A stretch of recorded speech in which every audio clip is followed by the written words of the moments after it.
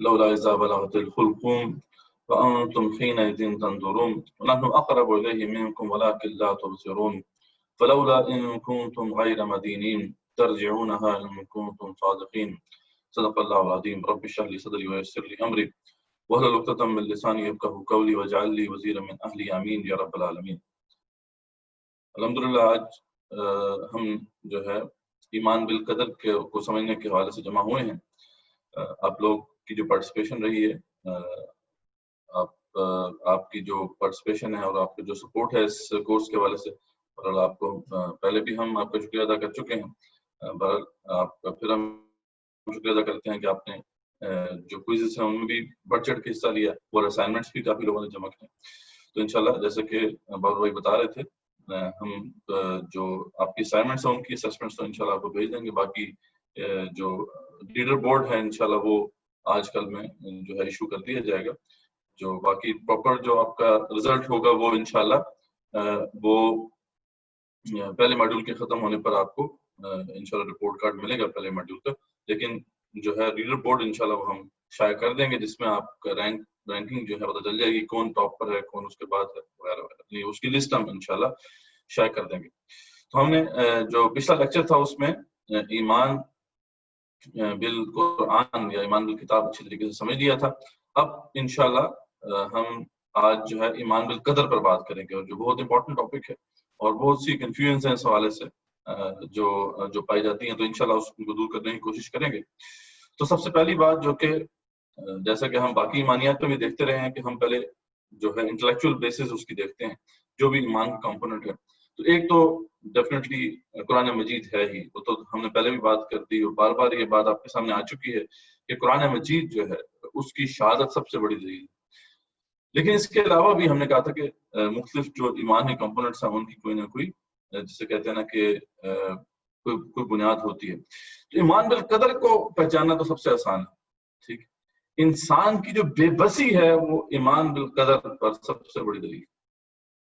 ایمان بالقدر یہی ہے نا کہ ہم پر کسی اور کی قدرت، ہماری اپنی قدرت نہیں ہے. تو انسان کی بے بسی یہ اس پر سب سے بڑی دلیل ہے کہ کوئی اور ہستی ہے جس کی قدرت ہمارے اوپر. تو سورہ واقعہ میں اللہ تعالیٰ نے ہماری موت ایک ہماری اوقات یاد کرائی ہے کہ فلولا اذا بلغت الحلقوم، اچھا جب یہ تم مرنے کے قریب ہوتے ہو، وانتم حینئذ تنظرون، اور تم آنکھوں سے دیکھ رہے ہوتے ہو کہ وہ مر رہا ہے، وہ شخص جو ہے. ونحن اقرب الیہ منکم ولکن لا تبصرون، اور ہم اس کے زیادہ قریب ہوتے ہیں تمہاری بنسبت لیکن تم دیکھتے نہیں ہو. فلولا ان کنتم غیر مدینین، اچھا اگر تم سمجھتے ہو تم ڈیپینڈنٹ ہو، تم جو ہے تمہارے اوپر کسی کا بس نہیں چلتا، ترجعونہا ان کنتم صادقین، واپس تو لوٹا کے دکھاؤ. تو انسان کی یہی بس اوقات ہے جو ہے جو انسان آسانی سے سمجھ سکتا ہے کہ اس کے اوپر کسی اور کی قدرت ہے. تو یہ تو یعنی اس کی انٹلیکچوئل بیسس جو ہے وہ تو بہت ہی اس کو سمجھنا کوئی اتنا مشکل نہیں ہے. ہاں، اصل مسئلہ یہ کہ اس کا کانسیپٹ کیا ہے، کیا ہے اس کو ہم پہلے اس کو دیکھتے ہیں کہ اس کی جو ازروئے قرآن و سننا کیا اس کی ڈیفینیشن بنتی ہے، کیا اس کا مفہوم ہے، اور پھر اس کے بعد اس کی مسکنسیپشنز پہ جائیں گے. تو یہ تصور نمبر 1 ہے.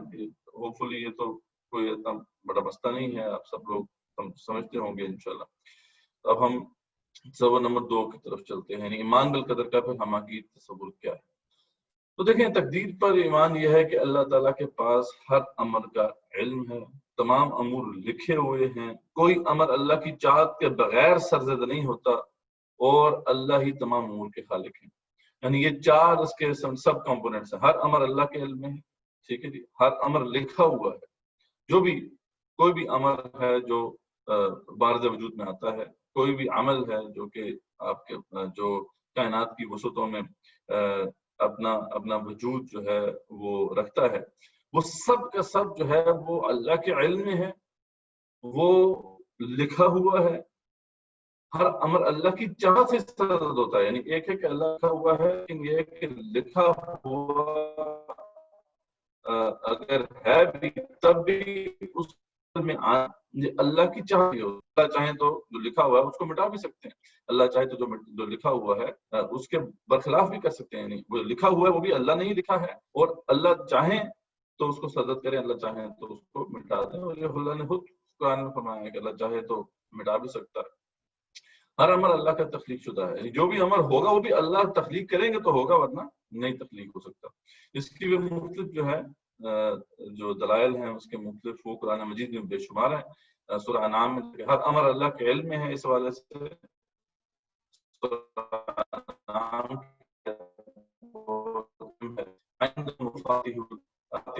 جنہیں اس کے سوا کوئی نہیں جانتا. وَيَعْلَمُ مَا فِي الْبَرِّ وَالْبَحْرِ، وہ جانتا ہے جو کچھ بھی بحر و بر میں ہے.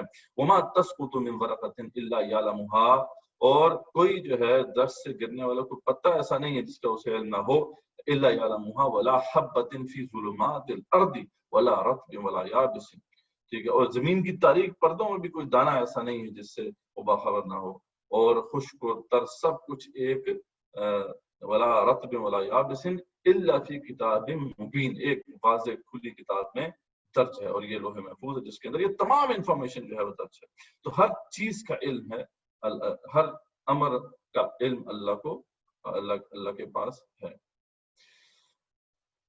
پھر دوسری بات یہ ہے کہ ہر امر لکھا ہوا ہے، یعنی یہ اللہ کی ہی مشیت ہے. اللہ تعالیٰ ہی نے اس طرح پسند فرمایا ہے کہ اللہ تعالیٰ جو بھی اپنے امور ہیں، جو بھی اپنے کام ہیں وہ لکھتے ہیں.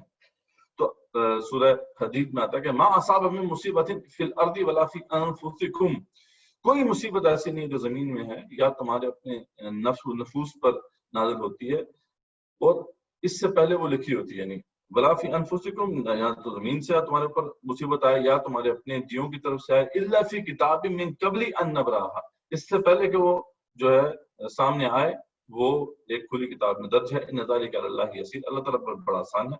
یعنی ہر بات کا لکھ دینا یہ ہمارے لیے تو ممکن نہیں ہے، لیکن اللہ کے لیے بہت آسان ہے. اللہ کے لیے یہ لکھنا کوئی بھی مسئلہ نہیں ہے. پھر ہر امر اللہ کی چاہت سے صدت ہوتا ہے. اس کے اوپر بھی سورۃ تکویر کی جو آیت ہے یہ وما تشاءون الا ان یشاء اللہ، تم چاہ ہی نہیں سکتے جب تک کہ اللہ نہ چاہے. لوگے لکھا ہوا ہے سب کچھ، لیکن ہم کوئی امر کرنا چاہتے ہیں، کام کرنا چاہتے ہیں تو اللہ کی چاہت ہوگی تو پھر ہم کر سکیں گے، ورنہ نہیں کر سکیں گے. ما تشاءون الا ان یشاء اللہ رب العالمین. ٹھیک ہے، وہی رب العالمین ہے جس کی چاہت ہے. اور ہر امر اللہ کا تخلیق شدہ ہے. سورہ صافات میں آتا ہے کہ واللہ خلقکم وما تعملون، اللہ ہی نے تمہیں تخلیق کیا ہے اور جو بھی تم کرتے ہو اس کے بھی خالق اللہ تعالیٰ. تو یہ ہے تقدیر جو ہے اس کا مفہوم یہی ہے کہ اللہ تعالیٰ کا یہ کامل اور اکمل پلان ہے.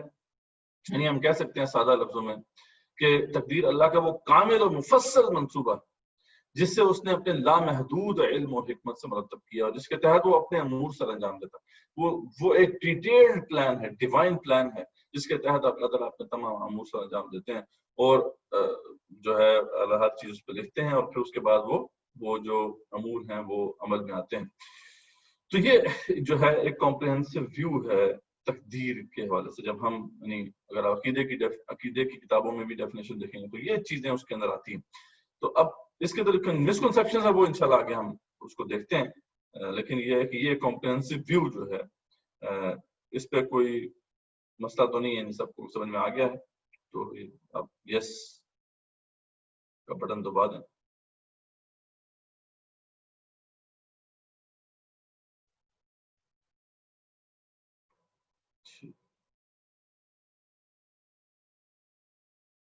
ٹھیک ہے جی، اب آپ کے ذہن میں ذریعہ بات ہے وہ سوالات اٹھنا شروع ہو گئے ہوں گے. تو اب ہم وہی مسکنسیپشنز کی طرف جاتے ہیں. تو تصور نمبر 3 میں اب ہم یہ دیکھیں گے، ایکسپلور کریں گے کہ وہ مسکنسیپشنز کیا کیا ہیں. تو اس حوالے سے 2 بڑے غلط تصورات جو ہیں وہ پائے جاتے ہیں اور یہ تصورات تاریخ اسلام میں بھی آپ کو نظر آتے ہیں. یہ تصورات آپ کو اہل کتاب کے ہاں بھی جو مباحث رہے ہیں ان میں بھی آپ کو نظر آئیں گے. یعنی یہ مکاتیب فکر جو ہیں یہ اہل کتاب میں بھی موجود ہیں اور جو دیگر فلاسفہ ہیں، جو فلاسفہ اور حکماء گزرے ہیں اس سے پہلے، وہ ان کے ہاں بھی آپ کو یہ مباحث مل جاتے ہیں. کیونکہ یہ مسئلہ اتنا بیسک ہے، اتنا بنیادی ہے کہ ہر بندہ اس پہ سوچتا ہے. کوئی بندہ بھی ایسا نہیں ہے جو نہ سوچتا اس کے اوپر.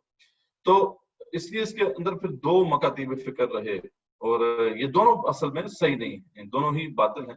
لیکن بہرحال ہم دیکھتے ہیں کہ تاریخ اسلام میں بھی آپ کو دونوں قسم کے فرقے ملتے ہیں، قدریہ بھی اور چبریہ بھی. تو اب ہم دیکھتے ہیں کہ ان کا موقف کیا تھا اور یہ جو عالم اسلام میں جب یہ لوگ رہے ہیں تو کہاں سے یہ دلیل پکڑتے تھے. یہ بھی قرآن مجید کی آیات سے ہی دلیل پکڑتے تھے.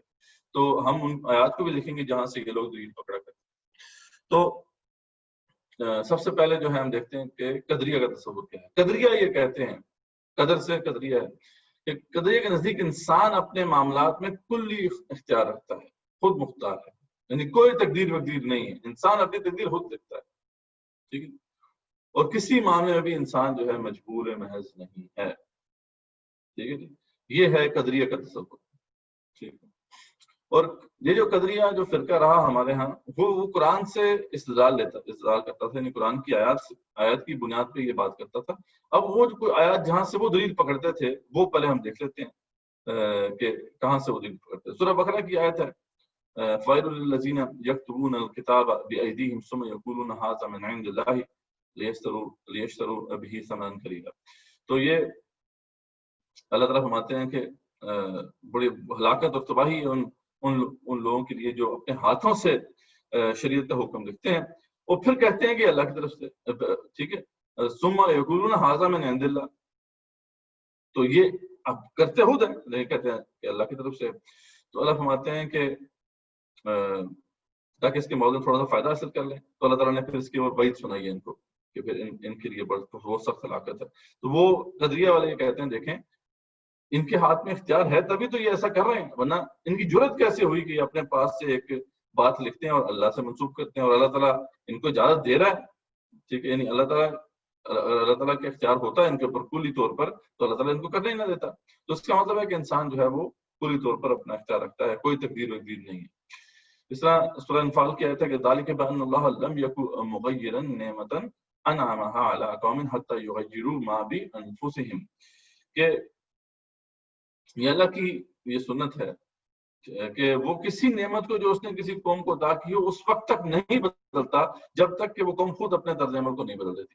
یعنی ایک قوم جو ہے اگر صحیح چل رہی ہے تو اللہ تعالیٰ ان کے اوپر انعامات جو ہے وہ ان کو انعامات دیتا رہتا ہے، لیکن یہ ہے کہ جیسے ہی وہ غلط کام کرتے ہیں تو پھر اللہ تعالیٰ سزا دیتا ہے۔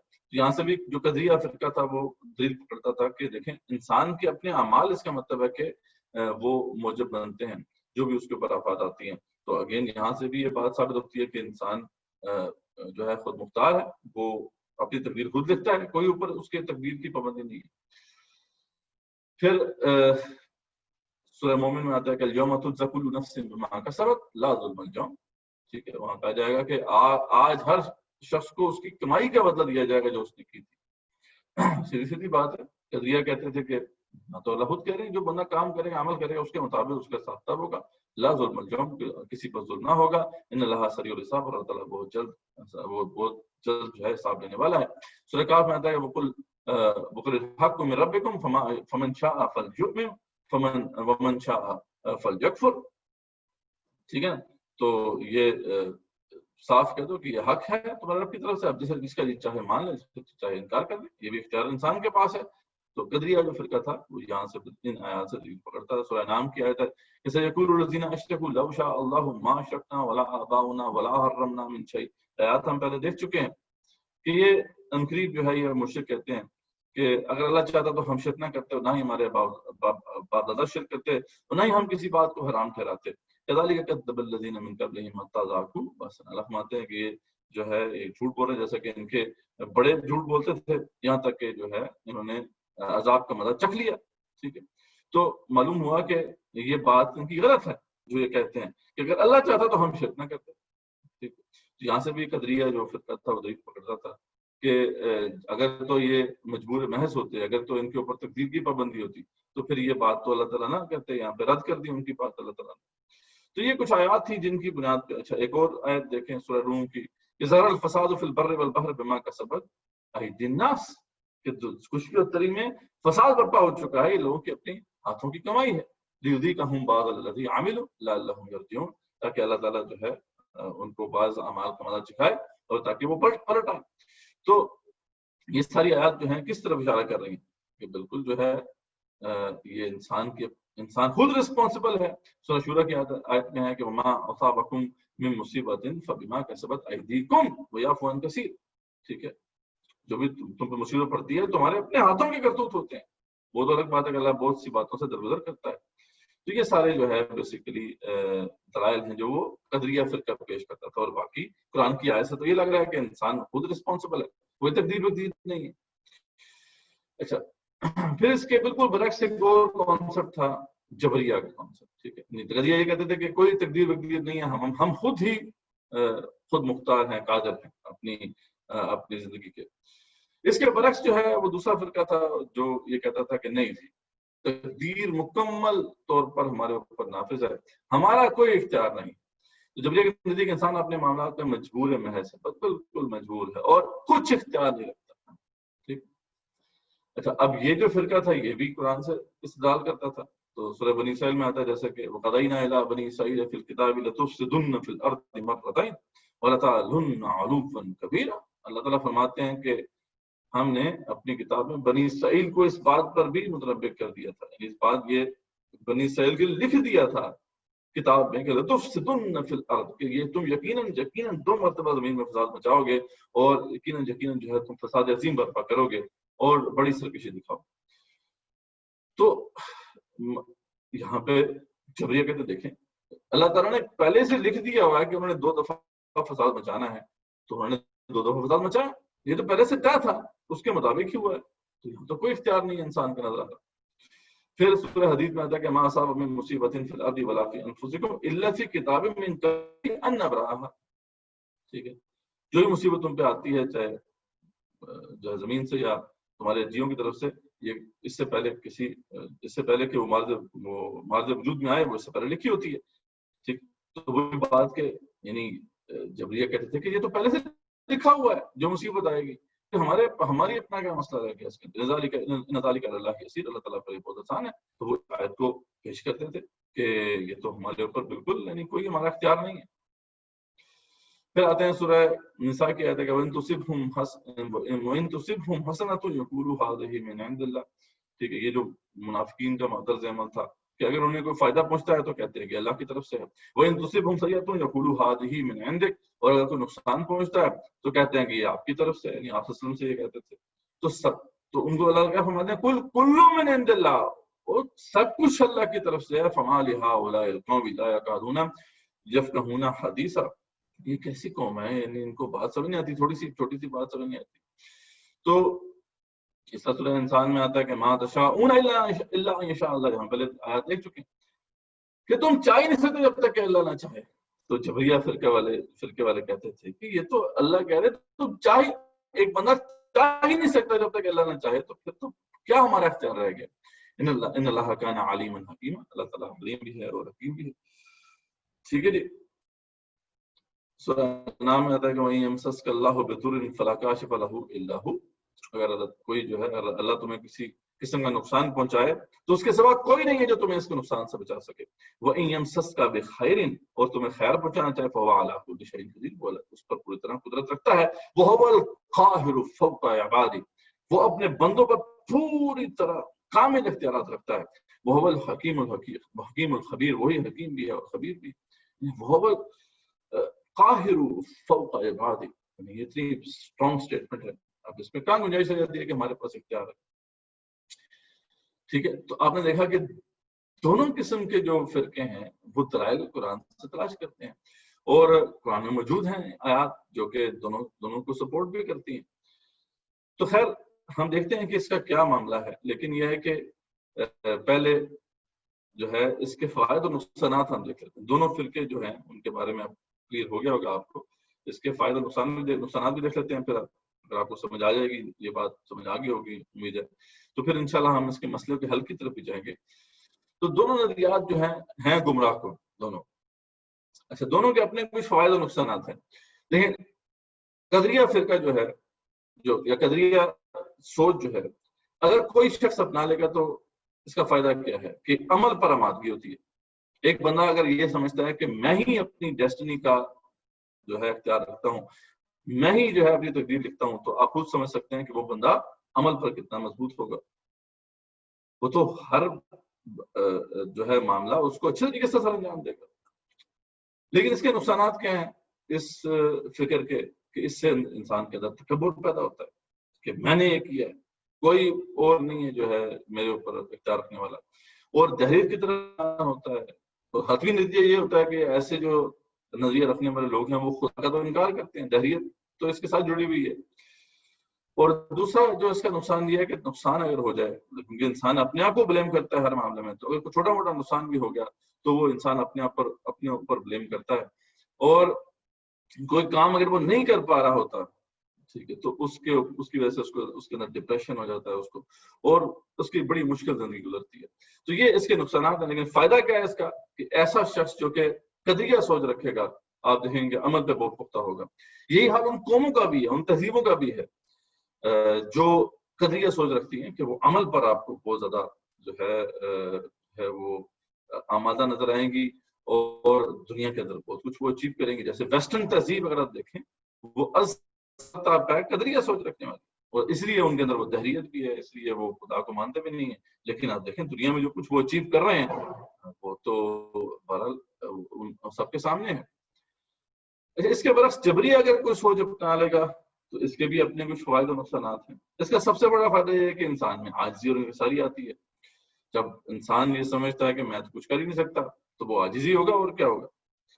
اور اس کے اندر دہریت سے کم حفاظت رہے گی. ایک شخص جو ہے وہ یہ سمجھتا ہے کہ سب کچھ اللہ کی طرف سے ہے تو ڈیفینیٹلی اللہ پر ایمان تو سلامت ہی رہے گا نا اس کا، ٹھیک ہے، اور اللہ پر ایمان کا جو ہے بچاؤ ہوگا. لیکن اور دوسرا فائدہ کیا ہے اس کا کہ نقصان کی صورت میں بھی اسے اطمینان ہوگا. ایسا بندہ بڑا ہی مطمئن زندگی گزارے گا، بہت ٹینشن فری ہوگا، اسے ڈپریشن نہیں ہوگا، اس طرح کی بہت سارے مسائل نہیں ہوں گے. لیکن اس کا سب سے بڑا نقصان یہ ہے کہ عمل سے دوری ہے. ایسی سوچ اپنا لے گا کوئی شخص تو عمل سے تو پھر وہ گیا، کیونکہ سب کچھ اللہ نے کرنا ہے، میں نے تو کچھ بھی نہیں کرنا، تو پھر کیا عمل کرے گا وہ.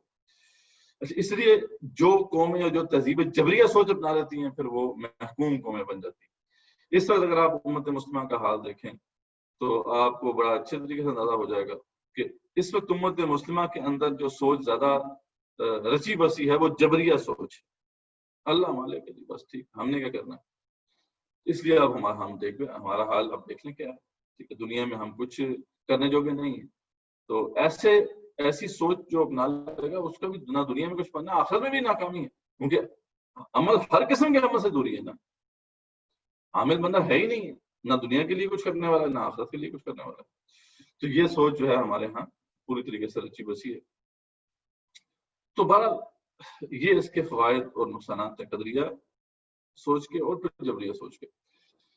تو امید ہے یہ بات آپ کو کلیئر ہوگی کہ دونوں جو کانسیپٹس ہیں وہ ہے کیا اور ان کے فوائد اور نقصانات کیا ہیں. اور یہ جو فرقے ہیں جیسا ہم نے بتایا کہ قرآن سے ہی دلائل پکڑتے، تو وہ ہم نے وہ آیات بھی کوٹ کی اور بہرحال وہ اس کے اوپر دلالت تو کرتی ہیں. تو یہ مسئلہ بڑا آپ کے سامنے آپ کھل گیا ہے کہ بڑا گمبھیر ہے. اب کیسے سیٹل کریں اسے؟ ٹھیک ہے، ہمارے پاس اختیار ہے یا نہیں ہے؟ آیا ہم مجبور محض ہیں یا ہم کامل قدرت رکھتے ہیں؟ ٹھیک ہے، تو انسان جب بھی ذری پدہ سوچتا ہے تو دونوں سوچوں میں سے ایک سوچ میں اسے جانا پڑتا ہے. ٹھیک ہے جی، تو یہ ہوپ فلی مسئلہ جو ہے آپ کے سامنے کھل گیا ہے. جو سمجھ گئے ہیں لوگ یس تو بات ہے. اس مسئلے کو بھی سمجھنا، ابھی مسئلے کا حال تو ابھی ہم نے پیش نہیں کیا.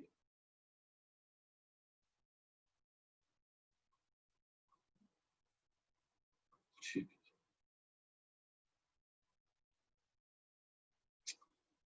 اچھا، اب اس مسئلے میں جو پیچیدگی ہے اس کو بھی سمجھنا پہلے ضروری ہے، اس سے پہلے کہ ہم اس کے حل کی طرف جائیں. ایک تو یہ کہ تقدیر پر بحث کرنے کی اس لیے ممانعت بھی ہے کیونکہ اس میں جب بھی اس بحث و مباحثے میں جو پڑھیں گے لوگ تو پھر دو ایکسٹریم جائیں، مطلب قدریہ یا جبریہ میں انسان کو جانا پڑے گا. اس لیے آپ صلی اللہ علیہ وسلم کی ایک بڑی اہم حدیث ہے جس کو ہمیں سامنے رکھنا چاہیے، اور یہ حدیث جو ہے ترمذی شریف میں موجود ہے. ابو ہریرہ رضی اللہ عنہ سے مروی ہے، اور ابو ہریرہ رضی اللہ عنہ سے روایت کرتے ہیں کہ آپ صلی اللہ علیہ وسلم ہمارے پاس تشریف لائے تو ہم تقدیر کے مسئلے پر بحث کر رہے تھے. یہ دفعہ کیا ہوا کہ آپ صلی اللہ علیہ وسلم کہیں پہ آئے تو وہاں پہ صحابہ کرام اس مسئلے پر بحث کر رہے تھے. اس پر آپ صلی اللہ علیہ وسلم کا چہرہ اقدس شدت غضب سے سرخ ہو گیا. جس کے الفاظ یہ ہیں کہ وہ انار کے دانے آپ کے جو ہے نا عارض جو اقدس پر نچوڑ دیے گئے ہیں. آپ کا چہرہ اس طرح سرخ ہو گیا. پھر آپ صلی اللہ علیہ وسلم نے فرمایا کہ ابھی حاضہ امرتم ام بہذا ارسلت الیکم، ٹھیک ہے، کیا تم کو اسی کا حکم دیا گیا ہے؟ کیا میں تمہاری طرف اسی چیز کے ساتھ بھیجا گیا ہوں؟ یعنی آپ نے ڈانٹتے ہوئے صحابہ کو فرمایا انما ہلک من کان قبلکم حین تنازعوا فی ھذا الامر.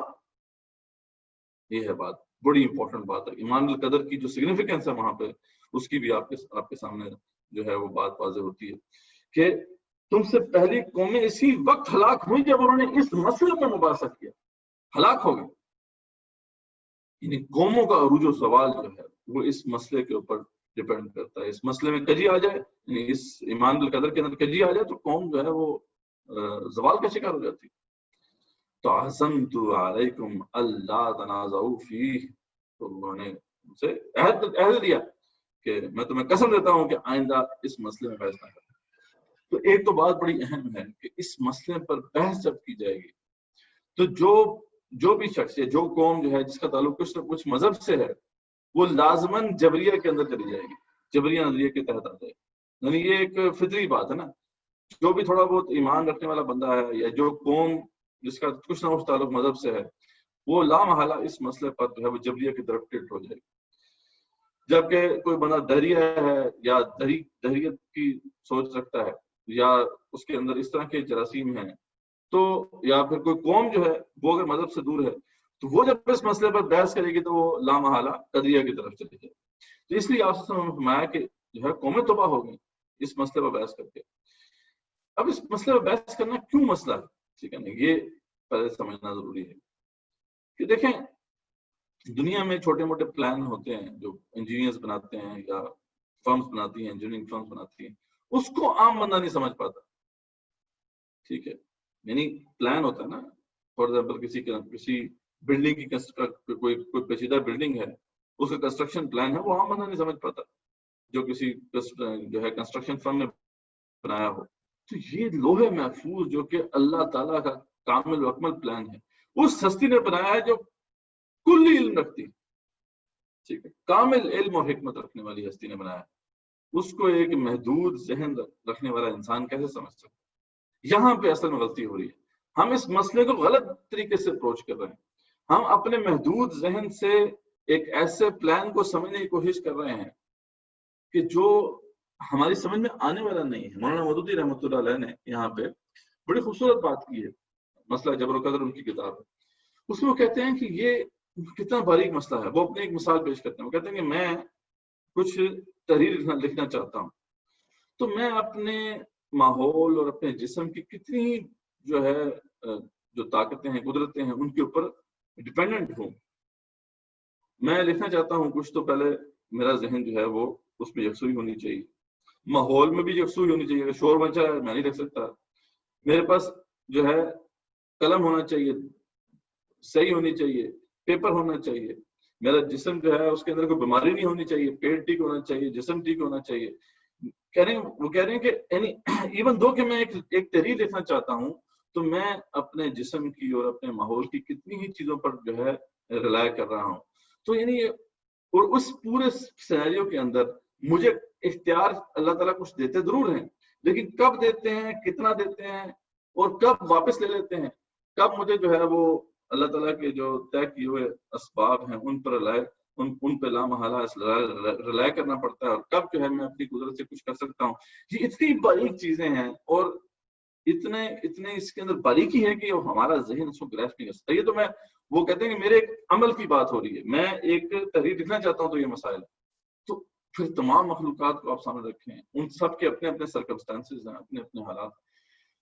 تو اتنا کمپلیکیٹڈ اور اتنا کمپلیکس پلان ہے جس کو ہم اپنے محدود ذہن سے سمجھنے کی کوشش کریں. تو یہ ہے مسئلہ جو کہ اس مسئلے کی جو سنگینی ہے وہ ہمارے سامنے ہے. لیکن کیا کریں، سوالات تو پھر بھی پیدا ہوتے ہیں، ان کو کیسے حل کریں؟ یعنی آخر ہم کیا، ہمارا طرز عمل کیا ہونا چاہیے؟ آیا ہم بس سب کچھ چھوڑ کے بیٹھ جائیں، یا یہ ہے کہ ہم جو ہے یہ سمجھے کہ تقدیر کچھ نہیں ہے؟ تو اب یہاں پہ اس مسئلے کا حل بھی کرنا ہے ہم نے، یہ بھی ہماری مجبوری ہے. لیکن اس مسئلے میں بحث کرتے ہیں تو پھر گمراہی ہوتی ہے. تو کیا یعنی کریں تو کیا کریں؟ ٹھیک ہے، تو انشاءاللہ اس پہ جو ہے تصور نمبر جو 4 ہے ہوپ فلی آپ کے سامنے جو کمپلیکسٹی ہے اس کی وہ آگے ہوگی.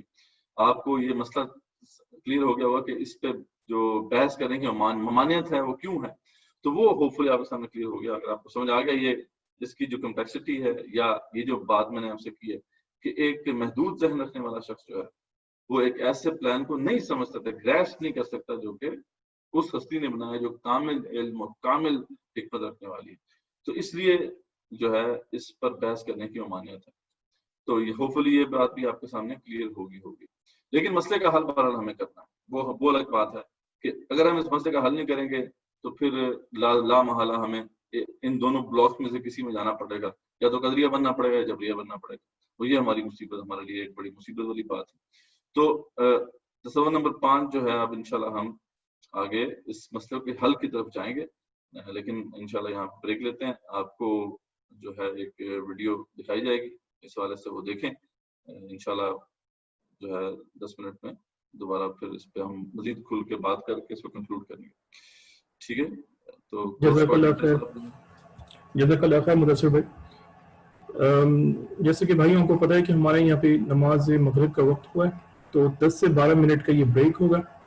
اس کے درمیان ہم ایک ویڈیو رن کروں گا, اور تھوڑی سی اور جو انفارمیشن ہمیں شیئر کرنی ہے آپ سے, کیونکہ ابھی تھوڑا سا 6 کے قریب جو ہے نا آپ کی کلاسز ہو چکی ہیں, اور اس کا ہم نے ایک انٹرمیڈیٹ قسم کا جو ہے نا انٹرم قسم کا ایک ہم نے ایک رزلٹ نکالا ہے, تاکہ لوگوں کو آئیڈیا ہو سکے کہ کون کہاں کھڑا ہے اور کس کو کتنا یعنی ان دا فیوچر ہمیں لوگوں کو گیئر اپ کرنا ہے, تاکہ وہ اس جو بھی کورس ہم نے جو یہ بنایا ہے اس کا اصل مقصد حاصل کر سکیں.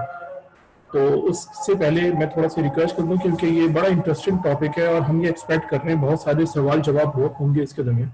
تو اگر آپ کے پاس کوئی سوال ہے تو آپ کائنڈلی چیٹ باکس پہ سینڈ کر دیجئے, اس کو پرائیورٹی دی جائے گی. اس کے علاوہ یہ کہ اگر آپ نہیں کر پا رہے اور اگر آپ ڈائریکٹ سوال پوچھنا چاہیں ٹیچر سے تو وہ بھی کر سکتے ہیں. وہ کلاس یعنی جب اینڈ سیشن ہوگا 10 سے 15 منٹ کا ہم نے رکھا ہے یہ سوال جواب کو, اس میں آپ پوچھ سکتے ہیں. تو یہ کائنڈلی آپ اس کو لکھ لیجیے, اور اگر موقع نہ مل سکے تو اس کے علاوہ پھر آپ ای میل کر دیجیے, یا تو پھر آپ واٹس ایپ پہ میسج کر دیجیے. تو ابھی میں آپ کو ایک ویڈیو شیئر کروں, اس کو کائنڈلی چیک کیجیے. اصل مقصد وہی ہے, ہماری ٹیم نے کی ہے ایجوکیشن نوا ایجوکیشن میں. اس کا اصل مقصد یہ کہ جو بھی کچھ ہم پڑھ رہے ہیں سمجھ رہے ہیں اس کو آسانی الفاظ میں, اور آج کل تو ماڈرن وے میں یہی ہے کہ لمیٹیڈ ٹائم میں آپ میکسیمم انفارمیشن حاصل کر سکیں. تو یہ اینیمیشن ویڈیو میں آپ کو لنک شیئر کر رہا ہوں واٹس ایپ پہ, اور چیٹ باکس پہ بھی اس کو آپ چیک کیجیے. تھوڑا سا فریم ریٹس کا پرابلم آتا ہے جب ہم ڈائریکٹلی یہاں سے رن کرتے ہیں, تو اس لیے ریکمینڈیڈ یہی ہے کہ آپ اپنے موبائل فون سے, ٹیب سے یا کمپیوٹر ڈیوائسز سے آپ اس کو رن پلے کریں. ایسا نہیں ہے, اگر جو حضرات کو تھوڑا سا مشکل ہے تو میں یہاں پہ بھی پلے کروں گا, لیکن 2 سے 3 منٹ کے بعد. تو انشاءاللہ تعالیٰ اس وقت تک کے لیے آپ کو تھوڑا سا ٹائم دے رہا ہوں, 2 سے 3 منٹ آپ تھوڑا سا سوال جواب لکھ لیجیے, اور میں اتنے میں آپ کو یہ لنک بھی شیئر کر رہا ہوں. شکریہ.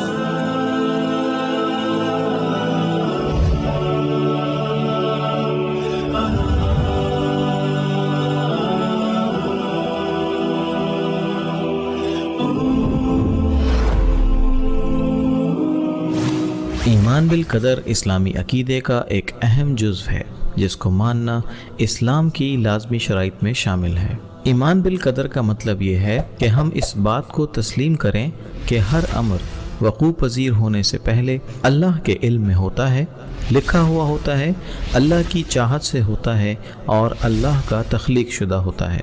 سادہ الفاظ میں یہ کہا جا سکتا ہے کہ تقدیر اللہ رب العزت کا بنایا ہوا وہ مفصل منصوبہ ہے جس کے تحت وہ اپنے امور سر انجام دیتے ہیں۔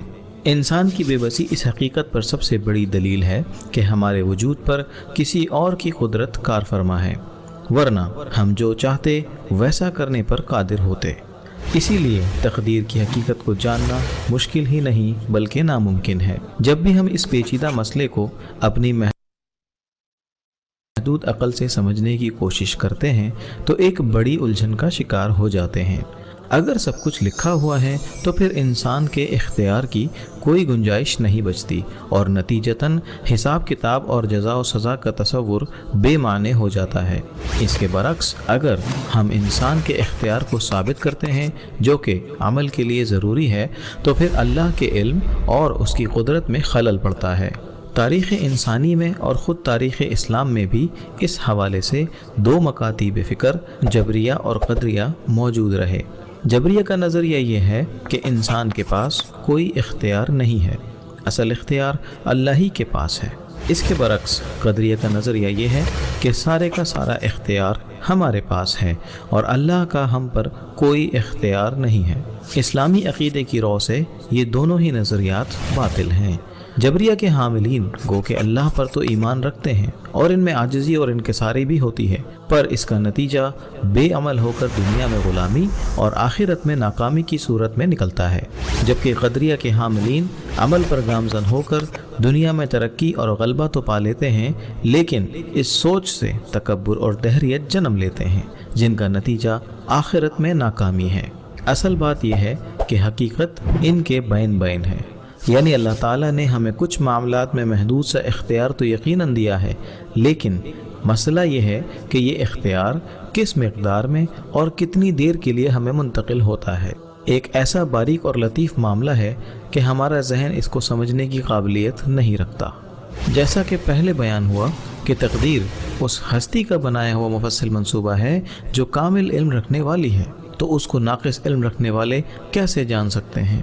یہی وجہ ہے کہ رسول اکرم صلی اللہ علیہ وسلم نے اس موضوع پر بحث کرنے سے منع فرمایا۔ ایک بار صحابہ رضی اللہ تعالی عنہم آپس میں اس مسئلے میں بحث کر رہے تھے، اتنے میں حضور اکرم صلی اللہ علیہ وسلم تشریف لے آئے اور یہ باتیں سن کر آپ کا چہرہ غصے سے سرخ ہو گیا۔ آپ نے فرمایا، کیا انہی چیزوں کا تمہیں حکم دیا گیا ہے؟ کیا میں اسی لیے تم میں بھیجا گیا ہوں؟ ایسی ہی باتوں سے پچھلی قومیں ہلاک ہوئی ہیں۔ میرا فیصلہ یہ ہے کہ تم اس مسئلے میں جھگڑا نہ کرو۔ چنانچہ اللہ کی تقدیر ہم پر کیسے لاگو ہوتی ہے اس پر تو سوچنا ہی گمراہی ہے۔ نہ اس کا علم ہمیں دیا گیا ہے اور نہ ہی یہ ہمارے لیے فائدہ مند ہے۔ اس ضمن میں ہمارے لیے بس اتنا جاننا ضروری ہے کہ تقدیر کے حوالے سے ہمارا طرز عمل کیا ہونا چاہیے۔ اس حوالے سے علامہ اقبال کا ایک شعر بہت سی الجھنوں کو دور کر دیتا ہے۔ تقدیر کے پابند نباتات و جمادات، مومن فقط احکام الہی کا ہے پابند۔ اس شعر کی رو سے دو قسم کے احکامات الہی کائنات میں جاری ہیں، ایک احکام قضاء و قدر ہیں تو دوسرے احکام شریعت۔ انسان مکلف احکام شریعت ہے، مکلف احکام قدر نہیں، جبکہ نباتات و جمادات یعنی پودے اور جانور کا معاملہ اس کے برعکس ہے۔ یہی وجہ ہے کہ انسان کو احکام شریعت کا ہی علم دیا گیا ہے۔ احکام قدر کا اگر کوئی علم ہے بھی تو بہت محدود ہے، جیسے بعض اوقات آنے والے حالات کا کچھ اندازہ ہمیں بھی ہو جاتا ہے۔ مثلا آج امت مسلمہ زوال کا شکار ہے اور مستقبل قریب میں اس کی حالت بدلتی نظر نہیں آ رہی۔ اس میں کوئی شک نہیں کہ تقدیر کے اس فیصلے کا مشاہدہ ہم اپنی آنکھوں سے کر رہے ہیں، لیکن اقبال کے نزدیک ہمیں اس کی پرواہ نہیں کرنی چاہیے۔ ہمیں اسلام حکم دیتا ہے کہ ہر حال میں اس پستی سے نکلنے کی کوشش کریں۔ گو کہ ہماری یہ کوشش بظاہر تقدیر کے خلاف ہوگی، پر کیونکہ اللہ نے ہی اس کا حکم دیا ہے اس لیے ہمیں ایسا کرنا ہوگا۔ وہ الگ بات ہے کہ اگر ہماری تقدیر میں ہی یہ زوال لکھا ہوا ہے تو اللہ کی تقدیر ہمیں پابند کر رہے گی، لیکن ہم نے اختیاری طور پر اس کی پابندی نہیں کرنی۔ چنانچہ اقبال کے نزدیک اگر احکام شریعت احکام قدر کے موافق ہوں تو خدا کی تقدیر کو قبول کیا جائے گا، لیکن اگر احکام قدر احکام شریعت سے ٹکراتے ہوں تو ہمیں احکام شریعت پر عمل پیرا ہو کر اللہ کی تقدیر کے خلاف بھی اگر لڑنا پڑے تو لڑنا ہوگا۔ اور یہی انسان کا اعجاز ہے کہ وہ محض احکام شریعت کا پابند ہے، جبکہ باقی ساری مخلوقات ما سوائے جنات کے تقدیر کے پابند ہیں۔ اس کے برعکس اگر انسان اپنی فطرت کے خلاف تقدیر کی پابندی شروع کر دے تو وہ اپنے مقام کو گرا کر کسی بلند مقصد کے لیے جد و جہد کرنے سے قاصر رہے گا۔ ایمان بالقدر کے حوالے سے ایک اور غیر معمولی تصور جو علامہ اقبال نے پیش کیا وہ یہ تھا کہ اگر بندہ مومن اپنے کردار کو بلند کر لے تو اس کی سوچ اللہ کی چاہت کے عین مطابق ہو جاتی ہے، اور جب ایسا ہوتا ہے تو اللہ مرد مومن کو یہ اعزاز بخشتے ہیں کہ اس کے ارادے کو ہی لوح محفوظ میں تقدیر کے طور پر لکھ دیا جاتا ہے، جیسا کہ علامہ فرماتے ہیں ما سوا اللہ کے لیے آگ ہے تکبیر تیری، تو مسلمان ہو تو تقدیر ہے تدبیر تیری، کی محمد سے وفا تو نے تو ہم تیرے ہیں، یہ جہاں چیز ہے کیا لوح و قلم تیرے ہیں۔ سبحان اللہ والحمد للہ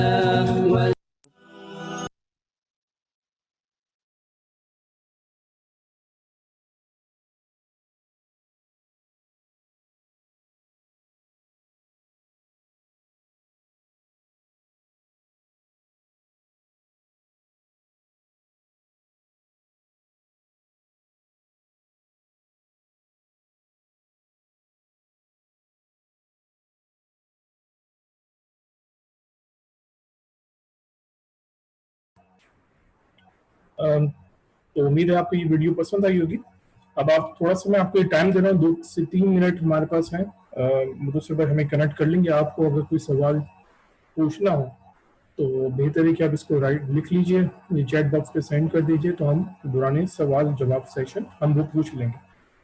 تو ابھی 2 سے 3 منٹ کی ہم بریک لیتے ہیں، تو پھر انشاءاللہ دوبارہ جوائن کرتے ہیں۔ شکریہ۔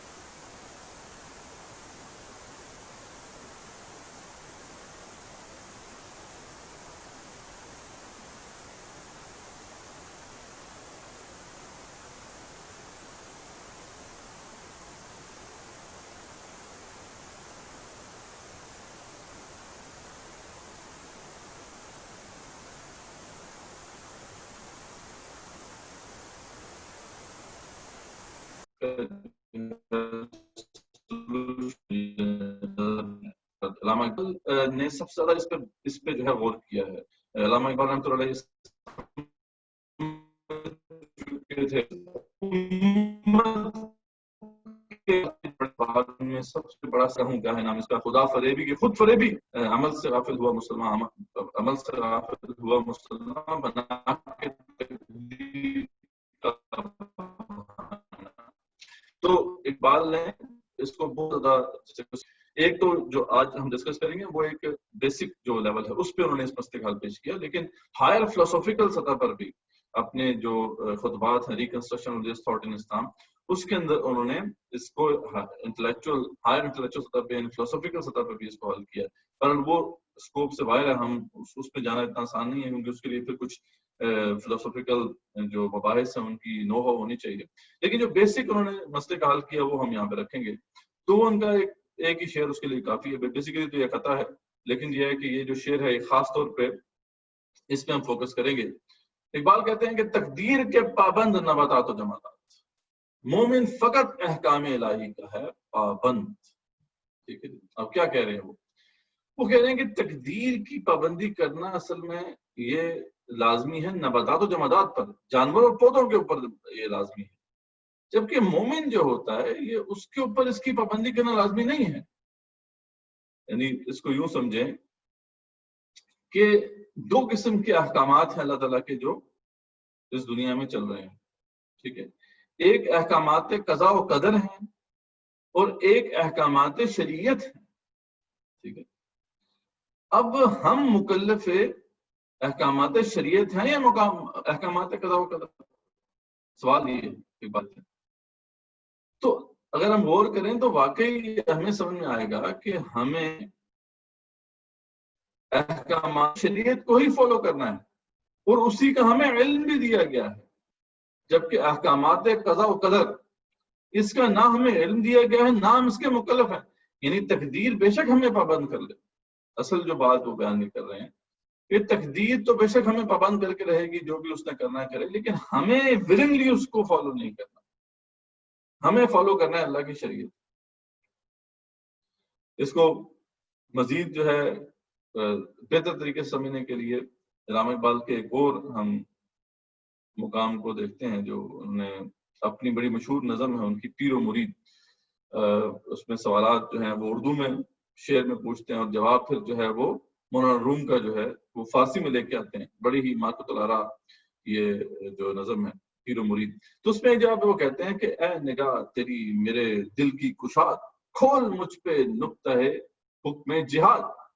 یعنی آپ کی نگاہ سے تو میرے دل میں کشادگی پیدا ہوتی ہے، اپنے شیخ کی تعریف کر رہے ہیں، تو مجھ پہ یہ نقطہ جہاد کھولیے، یہ کیا ہے؟ تو انہوں نے بڑا زبردست جواب دیا، یا ان کی جو شاعری سے وہ جواب لے کر آئے ہیں کہ نقش حق را ہم بامر حق شکن، برز جاج دوست سنگ دوست سن. ٹھیک ہے، کہ خدا کے نقش کو خدا کے حکم سے توڑ دو. جیسے دوست کا آئینہ ہے، وہ دوست ہی اگر پتھر دے رہا ہے اور کہہ رہے توڑ دو تو توڑ دو. ٹھیک ہے، جب سمجھانا یہ وہ چاہ رہے ہیں کہ ہمیں تو تقدیر جو ہے اس کو فالو کرنا ہی نہیں ہے. تقدیر اللہ کا ہی حکم ہے، اللہ کی مشیت ہے، لیکن اللہ اگر حکم دیتا ہے کہ اس کے خلاف کرو تو ہم اس کے خلاف کرنا ہے. ہم تو کئی مقامات پہ تقدیر کے خلاف کام کرنا ہے، ہم نے یہ ہماری ذمہ داری ہے. بلکہ تو یعنی اللہ کے احکامات شریعت اور اللہ کے احکامات قضاء و قدر. ٹھیک ہے، یہ تھوڑی سی یہاں پہ غلطی ہے، اسے مسٹیک ایسے ذہن میں رکھی. یہ احکامات قضاء و قدر. تو اگر تو یہ موافق ہیں ایک دوسرے کے، بالکل موافق ہیں. یعنی فار ایگزامپل میرا بچہ جو ہے، میں صرف سادہ سی مثال سے سمجھ لیتے ہیں، میرا بچہ جو ہے وہ نماز پڑھ رہا ہے. ٹھیک ہے، یہ بھی اللہ کی تقدیر میں یہ طے ہے کہ وہ نماز پڑھے گا تبھی پڑھ رہا ہے نا، اللہ کی مشیت کے مطابق یہ. اب یہ جو سچویشن ہے میرے لیے یہ تو موافق ہے، یعنی اللہ کا جو تقدیر کا فیصلہ ہے وہ اللہ کی شریعت کے فیصلے سے ٹکرا نہیں رہا. تو اس لیے مجھے تو ایکسیپٹ کر لینا نہیں، مجھے تو جیسے کہ جبریہ والا تصور ہے اسے اپنا لینا چاہیے. میں تو اسے ایکسیپٹ کروں گا کیونکہ یہ بات جو ہے شریعت کے موافق ہے. لیکن جیسے ہی اللہ کے احکامات قضاء و قدر اور اللہ کے احکامات شریعت میں کانفلکٹ آئے گا تو پھر مجھے تقدیر کے خلاف فائٹ کرنی ہے. ٹھیک ہے, تقدیر کے بارے میں اول تو آپ کو پتہ نہیں ہوتا نا کیا لکھا ہوا ہے. یہ تو بعض اوقات آپ کو تقدیر کے بارے میں جو تقدیری معاملات ہیں ان کے بارے میں ہنٹ مل جاتا ہے. جیسے اقبال نے بھی کہا تھا نا کہ تقدیر تو مبرم نظر آتی ہے لیکن پیرانے کلیسا کی دعا ہے کہ یہ ٹل جائے. بعض اوقات تقدیر مبرم نظر آتی ہے, واضح نظر آتا ہے کہ جو سیکوینس آف ایونٹس ہیں ویسے ہوتے ہیں کہ آپ کو نظر آ رہا ہے کہ فیوچر کیا ہے. تو اول تو آپ کو فیوچر کا پتہ نہیں ہے, تقدیر میں کیا لکھا ہے حتمی طور پہ تو آپ نہیں جان سکتے, لیکن بعض اوقات بہت زیادہ واضح ہو جاتی ہے بات کہ یہی ہمارے لیے لکھا ہے. تب بھی یعنی اگر تو یہ آپ کو نظر آ رہا ہو کہ یہ ہو رہا ہے تب بھی آپ کو فالو نہیں کرنا اس کو, تقدیر کو آپ کو ولنگلی فالو نہیں کرنا. تقدیر آپ کو پابند کر لے مجبور کر کے, وہ تقدیر کا کام ہے وہ کرتی رہے گی. آپ کا کام یہ نہیں ہے کہ آپ ولنگلی اس کو فالو کرنا شروع کر دیں. آپ کا کام یہ ہے کہ اللہ کے حکم کو دیکھیں کیا ہے تو اس کے مطابق آپ عمل کریں گے. جیسے فار ایگزامپل میرا بچہ نماز نہیں پڑھ رہا تو مجھے حکم کیا ہے کہ میں اسے زبردستی پڑھاؤں. ٹھیک ہے, تو اب تقدیر کے گو کہ میں خلاف کام کر رہا ہوں گا, لیکن برابر مجھے کام کرنا ہے, مجھے اس کے خلاف لڑنا ہے. تو کئی مقامات پہ ہم جو ہے وہ تقدیر کے خلاف لڑ رہے ہوتے ہیں, اور یہ بیسیکلی لڑنا ہماری ذمہ داری ہے. لیکن فرق کیا ہے, ایک قدریہ بھی یہ کر رہے ہیں نا, قدریہ بھی یہ کہتا ہے کوئی تقدیر وقدیر نہیں ہے, ہمیں اپنی تقدیر خود لکھنی ہے. ایک قدریہ کا یہ کام کرنا اور ایک مرد مومن کا کام کرنا, اس میں فرق ہے. فرق یہ ہے کہ جو اس شعر میں ہمارے سامنے واضح ہوتا ہے کہ ایک مرد مومن اللہ کے حکم کے مطابق چلتا ہے. اللہ کی جو تقدیر ہے اس کے خلاف اگر اللہ کا حکم مل گیا تو پھر وہ کام تقدیر کے خلاف کام کرے گا, اور اگر اس کے خلاف نہیں ملا اسے حکم تو پھر وہ خلاف نہیں کام کرے گا. جبکہ قدریہ جو ہے وہ تو ہر حالت میں وہ تو اس کا نظریہ یہ ہے کہ ہم نے اس کے خلاف ہی لڑنا ہے یا ہمیں اپنی تقدیر خود لکھنی ہے. تو بات یہی ہے جو سمجھنے کی ہے کہ خدا نے ہی, اللہ تعالیٰ نے ہی یہ سارے تقدیر کے معاملات طے کیے ہیں. لیکن اللہ جب کہے کہ اس کو توڑ دو تو توڑ دو, کیا مسئلہ ہے؟ دوست کا آئینہ ہے, دوست ہی اگر پتھر دے رہا ہے کہ توڑ دو تو توڑ دو, کیا مسئلہ؟ تو یہی اصل بات ہے. علامہ اقبال رحمۃ اللہ علیہ نے جو اس مسئلے کو حل کیا, اس کا کنکلوژن یہ ہے کہ اللہ کے دو قسم کے احکامات ہیں جو دنیا میں چل رہے ہیں. ایک احکامات قضا و قدر ہیں جن کو نافذ کرنے والے زیادہ تر تو فرشتے ہیں یا اور مخلوقات بھی ہیں, وہ نافذ کر رہے ہیں کام اللہ تعالیٰ کے. جیسے کسی کو کب موت دینی ہے, کسی کے اوپر کیا مصیبت ڈالنی ہے, کب اس کے اوپر راحت ڈالنی ہے, یہ سلسلہ اللہ کے, یہ سارے معاملات اللہ کے قضا و قدر کے معاملات ہیں. ان کے بارے میں نہ تو ہمیں علم دیا گیا ہے, نہ ہم اس کے مکلف, نہ ہی ہم سے پوچھا جائے گا کہ آپ نے اس کو فالو کیا یا نہیں کیا. لیکن ہمیں جو حکم دیا گیا ہے وہ شریعت کا حکم دیا گیا, تو اسی کے بارے میں ہم سے پوچھا جائے گا, پاس پرس بھی ہوگی. تو اس لیے ہمیں ٹینشن کس بات کی ہے؟ ہم تقدیر کے معاملات کے حوالے سے تو ہمیں کوئی ٹینشن ہونی ہی نہیں چاہیے. ہمارے لیے کوئی امپورٹنس نہیں رکھتی تقدیر. ٹھیک ہے, تقدیر گو کے بالکل برحق ہے, ہم اس مانتے ہیں کہ بالکل وہ جیسے ہے ویسے ہی ہوگا. وہ تو 4 کمپوننٹس جو ہم نے دیکھ لیے تقدیر پر ایمان کے, وہ ہمیں ماننے ہوں گے, ورنہ اگر کوئی نہیں مانتا تو وہ دار اسلام میں نہیں ہے. لیکن بات یہ ہے کہ ہمارے لیے اس کے لیے میٹر نہیں کرتی کہ تقدیر میں, یہ میٹر نہیں کرتا کہ تقدیر میں کیا لکھا ہے. ہمارے لیے میٹر نہیں کرتا کہ اللہ کا حکم کیا ہے, ہم نے اس کے اوپر چلنا ہے, چاہے تقدیر کے خلاف ہی ہمیں فائٹ کیوں نہ کرنی پڑے. We have to fight against the fat. تو یہ جو ہے اصل بات ہے جو کہ سمجھنے والی ہے. اب اس مسئلے کو قرآن مجید سے سمجھنے کے لیے سورہ کہف کا مقام بہت امپورٹنٹ ہے. یہ آپ کو پتہ ہے کہ ایک اہم انکاؤنٹر ہوا تھا موسیٰ علیہ السلام کا خضر کے ساتھ. اب یہ ایک بڑا ہی انٹرسٹنگ انکاؤنٹر ہے. عام طور پہ یہ دونوں ورلڈز جو ہیں وہ ایک دوسرے سے بالکل جدا ہیں. ان کے درمیان ایک ایسا کرٹن لگا ہوا ہے, پردہ لگا ہوا ہے کہ ہم ان کو نہیں دیکھ سکتے معاملات کو. یعنی فرشتے جو ہے وہ کس طریقے سے اپنا کام کر رہے ہیں, اللہ تعالیٰ کے احکامات قضا و قدر کو نافذ کرنے میں مصروف ہے, ہم نہیں دیکھ سکتے.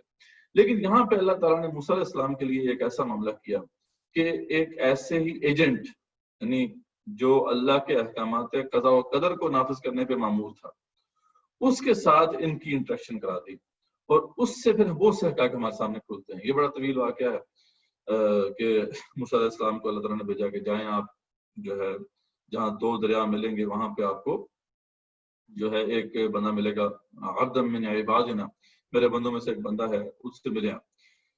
تو موسیٰ علیہ السلام اپنے جو تھے ایک ساتھی یوشع بن نون کے ساتھ وہاں پہ گئے تھے اس سفر میں. تو پھر آگے کیا ہوا, آگے جو بات تھی فانطلقا حتی اذا رکبا فی السفینۃ خرقها قال اخرقتها لتغرق اهلها لقد جئت شیئا امرا. تو اس پہ پھر جو ہے ان کو بتا دیا گیا, خضر نے پہلے بتا دیا تھا کہ آپ نے میرے ساتھ چلنا ہے تو پھر سوال نہیں پوچھنا, یعنی آپ صبر نہیں کر سکیں گے کیونکہ آپ کو پتہ بھی نہیں ہے، جو میں کرنے والا ہوں آپ اس کا شعور نہیں رکھتے، لیکن یہ ہے کہ آپ نے سوال نہیں پوچھنا، اگر سوال پوچھیں گے تو میرے ساتھ نہیں آتے گے۔ تو موسیٰ علیہ السلام نے ایگری تو کر لیا تھا، لیکن جب آگے گئے یہ کشتی دیکھی تو وہ جو خضر تھے انہوں نے کشتی توڑ اس میں جو ہے کچھ جو ہے وہ خرابی کر دی، اس کو توڑ دیا۔ اس سے موسیٰ علیہ السلام نے پھر احتجاج کیا کہ آپ نے اس لیے جو ہے اس کو کشتی میں سوراخ کیا ہے کہ اس کے جو سوار ہیں وہ غرق ہو جائیں سمندر میں یا دریا میں، تو آپ نے بڑی عجیب بات کی ہے، یعنی ان سے راہ نہیں کیا موسیٰ علیہ السلام سے۔ تو انہوں نے کیا جواب دیا، قال الم اقل انک لن تستطيع معي صبرا، تو خضر نے کہا کہ میں نے تو پہلے ہی آپ سے کہا تھا کہ آپ صبر نہیں کر سکیں گے، ٹھیک ہے۔ تو قال لا تؤاخذني بما نسيت ولا ترهقني من امري عسرا، تو اس پہ پھر موسیٰ علیہ السلام کو یاد آیا کہ ٹھیک ہے میں نے عہد بات تو کی تھی، ایگریمنٹ تو کیا تھا ان سے۔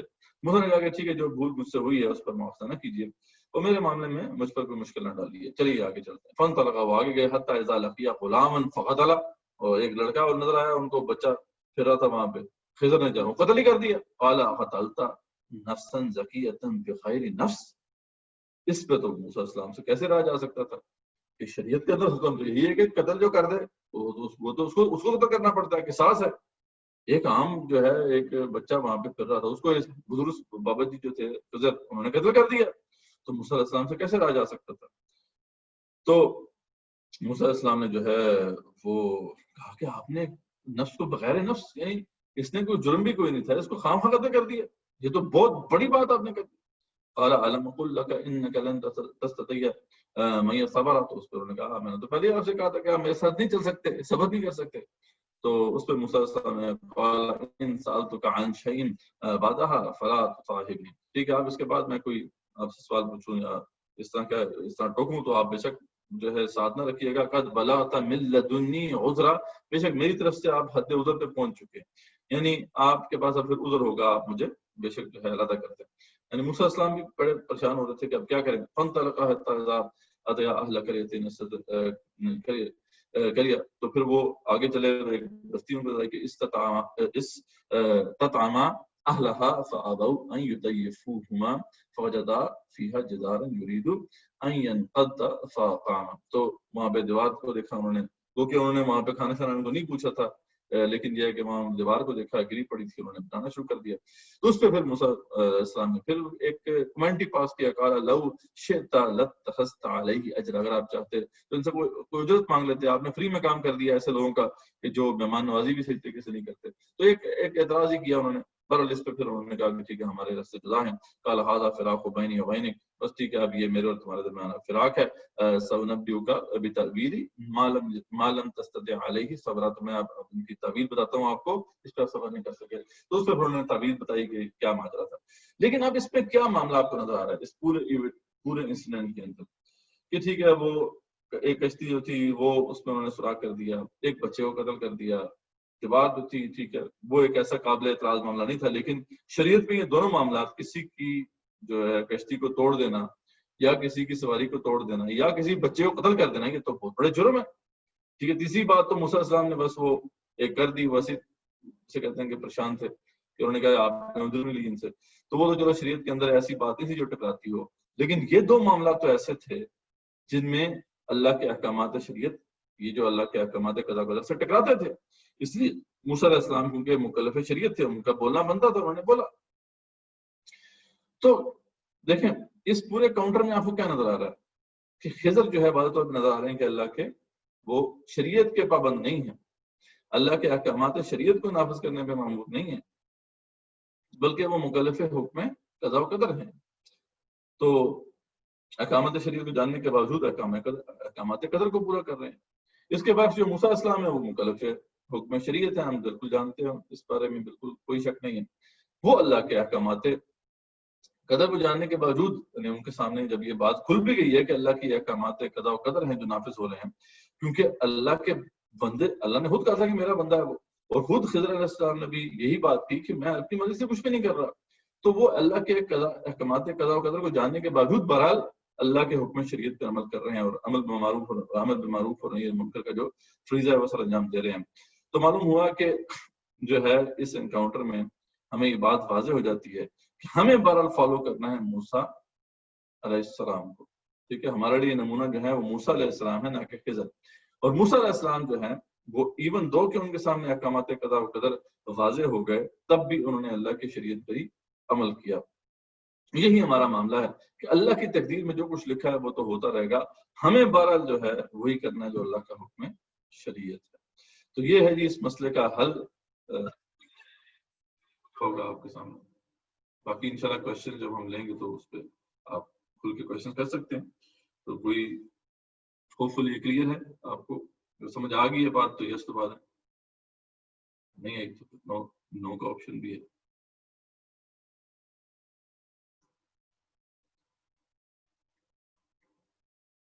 ٹھیک، نو تو ابھی تک نہیں ہے۔ علامہ اقبال رحمۃ اللہ علیہ کا جو معاملہ ہے، جیسے میں نے آپ کو بتایا کہ انہوں نے اس مسئلے میں بہت کلام کیا۔ ان کا ایک اور بڑا غیر معمولی تصور بھی ہے جس کو ایڈریس کرنا بھی ضروری ہے، اور وہ آپ نے ان کے اشعار سنے ہوں گے۔ یہ تصور نمبر 6 ہم اس پہ کنکلوڈ کریں گے کہ مرد مومن جو ہے اس کی ایک اور شان بھی علامہ اقبال بیان کرتے ہیں کہ وہ یہ کہتے ہیں کہ مرد مومن اپنے آپ کو اتنا بلند کر لیتا ہے، یعنی اپنی صفات کو ایسا بلند کر لیتا ہے کہ ایک وقت ایسا آتا ہے کہ اس کا جو ارادہ ہے وہ اللہ کی چاہت کے عین مطابق ہو جاتا ہے، یعنی اللہ جو چاہتے ہیں بندے سے وہی مرد مومن جو ہے سوچنا شروع کر دیتا ہے۔ تو اگر ایسا معاملہ ہو جائے کہ ایک مرد مومن کا ارادہ یا اس کی سوچ اللہ کی چاہت کے عین مطابق ہو جائے تو اللہ تعالیٰ پھر مرد مومن کو یہ شرف بھی بخشتے ہیں کہ اس کے ارادے پر تقدیر لکھی جاتی ہے۔ ٹھیک ہے، اب یہ تصور جو ہے جو بیان کی ہے اس کے پیچھے پہ پورا ایک بیک گراؤنڈ ہے جس کو سمجھنے کے لیے تھوڑی سی فلسفیکل بحث بھی سمجھنی پڑے گی۔ بہرحال ان شارٹ یہ علامہ اقبال یہ کہتے ہیں کہ اللہ تعالیٰ کی جو تقدیر ہے وہ بے شک لکھی ہوئی ہے، اس میں کوئی شک نہیں ہے، لیکن یہ ہے کہ اللہ تعالیٰ جو ہے اس کو تبدیل بھی کر سکتے ہیں، اس میں کوئی اللہ تعالیٰ کے پاس اختیار ہے۔ ٹھیک ہے، اور عین ممکن ہے کہ جو ابھی ایونٹس ہونے والے ہیں ان کے بارے میں ملٹیپل آپشن لکھی ہوئی ہیں۔ ٹھیک ہے، یعنی یہ ضروری بات نہیں ہے کہ ایک ہی آپشن لکھی ہوئی ہو سکتا ہے کہ بعض جگہ پہ 2-3 آپشن بھی جو ہے وہ تقدیر میں لکھی ہوئی ہیں جس کی وجہ سے اختیار ہمیں ملتا ہے۔ لیکن بہرحال وہ ان کا تصور بہرحال یہ ہے کہ جب انسان اپنے آپ کو اس مقام پہ لے جاتا ہے تو پھر اللہ تعالیٰ اس کو پھر یہ ایک آنر کرتے ہیں کہ اب اس کے ارادے پر جو ہے تقدیر لکھی جاتی ہے۔ ان کے دونوں موافق ہو چکے ہیں، اللہ کی چاہت بھی یہی ہے اور بندے کا ارادہ بھی وہی ہے، تو آپ اس کو دونوں طرف سے دیکھیں تو بات جو ہے کوئی زیادہ مشکل نہیں ہے سمجھنا کہ ایک بندہ جو ہے ویسے ہی ارادہ کر رہا ہے یا سوچ رہا ہے جیسے اللہ چاہتے ہیں، تو اللہ کی تقدیر میں تو وہ پہلے لکھا ہوا ہے، تو بندے کو یہ شخص مل جاتا ہے کہ وہ جو سوچا ہے اس نے وہ تقدیر میں لکھا ہوا پاتا ہے۔ یا پھر یہ ہے کہ اس کو دوسرے انگل سے سمجھ لیں کہ انسان جو ہے وہ اس مقام پہ پہنچ گیا ہے کہ اب اللہ تعالیٰ اس کے ارادہ جو بھی اس کا ارادہ ہے اس کو تقدیر بنا دیتے ہیں، کیونکہ اللہ کی چاہت بھی یہی ہوتی ہے کہ تقدیر میں یہ ہو۔ تو دونوں صورتوں میں آپ دیکھیں تو یہ دونوں چیزیں برابر ہو جاتی ہیں۔ یہ مرد مومن کا ایک کمال ہے، جسے اقبال نے پھر بڑے واضح طور پر پیش کیا کہ کی محمد سے وفاتوں نے تو ہم تیرے ہیں، یہ جہاں چیز ہے کیا لوہو قلم تیرے ہیں۔ تو یہ کانسیپٹ ہے کہ خود ہی ہو کر بلند اتنا کہ ہر تقدیر سے پہلے خدا بندے سے خود پوچھے بتا تیری رضا کیا۔ تو بیسیکلی ہوتا یہی ہے کہ انسان کا ارادہ اتنا پیور ہو جاتا ہے کہ اب وہ وہی چاہتا ہے جو اللہ چاہتے ہیں، تو اس لیے جب وہ ایسا کرتا ہے تو پھر اس کے ارادے پر تقدیر بھی لکھی جاتی ہے۔ تو یہ تصور جو ہے یہ بھی بڑا غیر معمولی تصور ہے جو کہ اقبال نے پیش کیا۔ اب اس کی زیادہ گہری تفہیم کے لیے دوبارہ ابھی وقت نہیں ہے کہ ہم اس پہ جائیں، لیکن اس کو بھی بتانا ضروری تھا کیونکہ اقبال کا تصور تقدیر جو ہے اس کا یہ اہم کمپوننٹ ہے۔ تو امید ہے کہ یہ بات بھی آپ کے سامنے کلیئر ہوگی۔ ٹھیک، اب کوشچنز جو ہیں وہ ہم لے سکتے ہیں۔ جزاک اللہ خیر مدثر بھائی، کچھ سوال ریسیو ہوئے ہیں چیٹ باکس پہ، پہلے ان کی پریورٹی ان کو کر لیتے ہیں، پھر اس کے علاوہ پھر جو اور خود آپ سے ڈائریکٹ سوال کریں گے ان سے پوچھیں گے۔ سب سے امپورٹنٹ سوال جو عموماً اس ٹاپک سے ریلیٹڈ ہوتا ہے کہ حضرت خضر علیہ السلام جو ہیں وہ کیا نبی تھے، کیا وہ فرشتے تھے یا کوئی ولی تھے؟ تو اس کا کوئی جواب دے سکتے ہیں؟ خیر خضر کے بارے میں تو خضر علیہ السلام کے بارے میں یہ تو بات کلیئر ہے کہ وہ تھے تو کوئی انسان ہی، لیکن یہ ہے کہ یہ بات بالکل واضح ہے سب کے نزدیک کہ وہ اللہ کے احکامات قضا و قدر کو نافذ کرنے پہ مامور تھے، اور بعض نے ان کو نبی بھی کہا۔ تو ابن کثیر کی جو تفسیر ہے اس کے اندر انہوں نے ان کو نبی بھی کے حوالے سے بھی بات کی ہے کہ اس طرح یہ نبی تھے.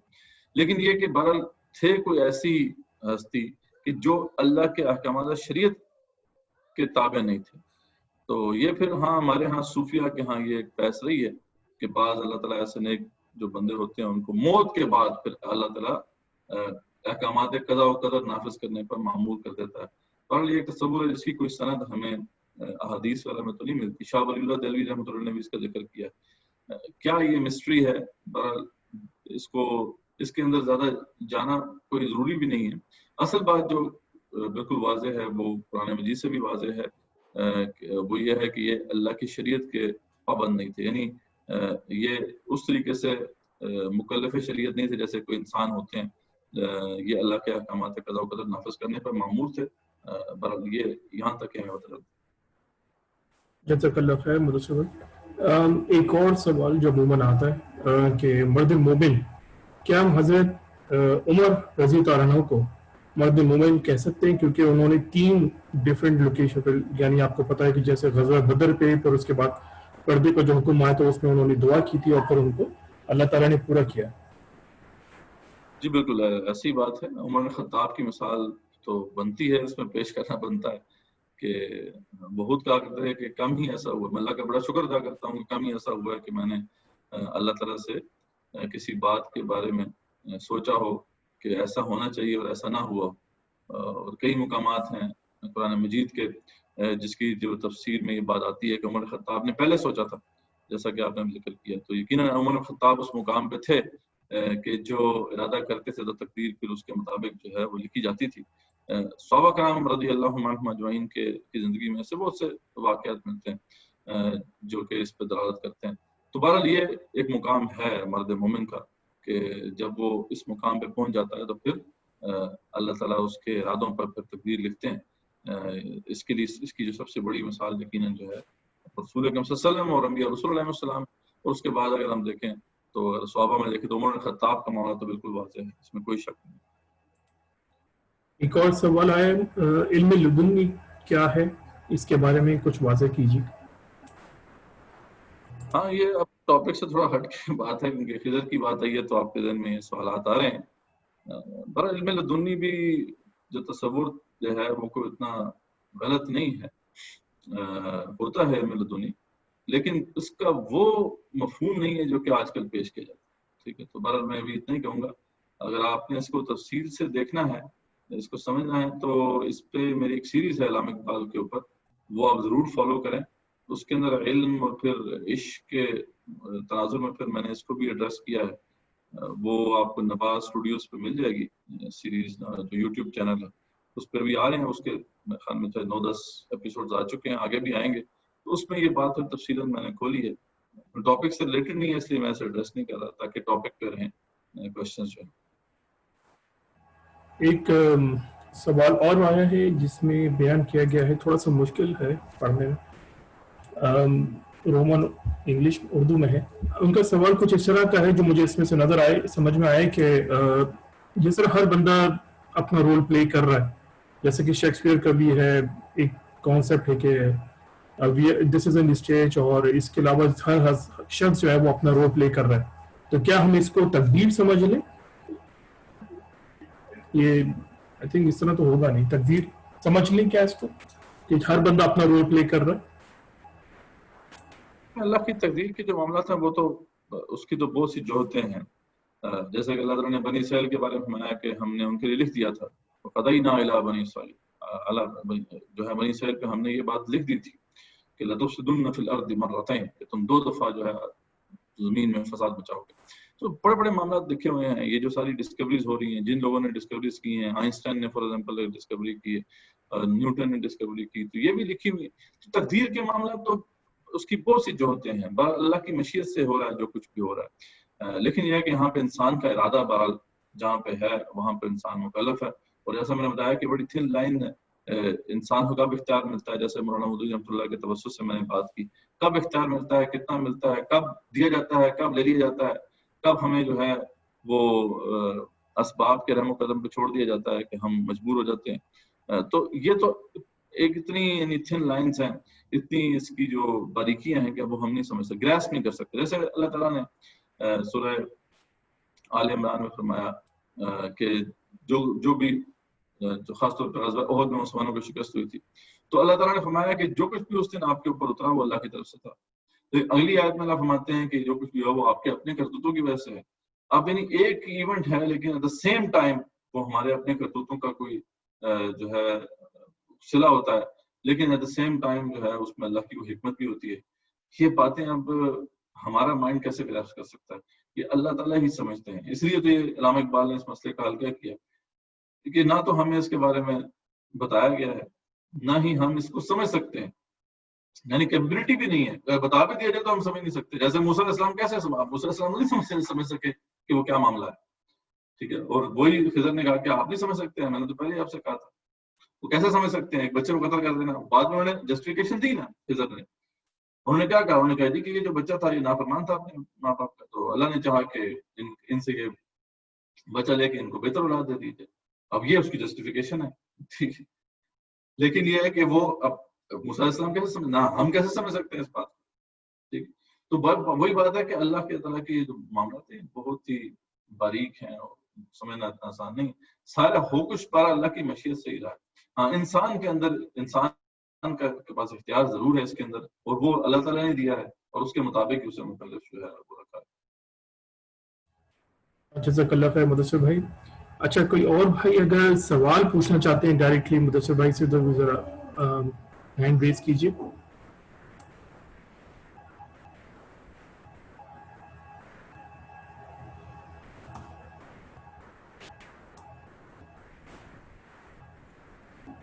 آئی تھنک کسی کا بھی ابھی تک کوئی سوال کی ریکویسٹ نہیں آئی ہے، تو ٹھیک ہے مدثر بھائی ایسا کرتے ہیں کہ اگر کوئی آپ کے پاس سوال ہو تو آپ یا تو واٹس ایپ میسج کیجیے کر دیجیے، یا تو آپ ای میل ایڈریس جو ہے تفہیم دین کورس کے اوپر آپ جو جی میل اکاؤنٹ ہے اس کے اوپر آپ سینڈ کر سکتے ہیں. تو آئی تھنک یہاں پہ اس کو کلوز کرتے ہیں مدثر بھائی آج کا سیشن. آج کا سیشن کلوز کرتے ہیں. جزاکم اللہ خیر. سبحانک اللہم وبحمدک نشہد ان لا الہ الا انت نستغفرک ونتوب الیک. ٹھیک جی جزاک اللہ خیر. السلام علیکم ورحمۃ اللہ وبرکاتہ.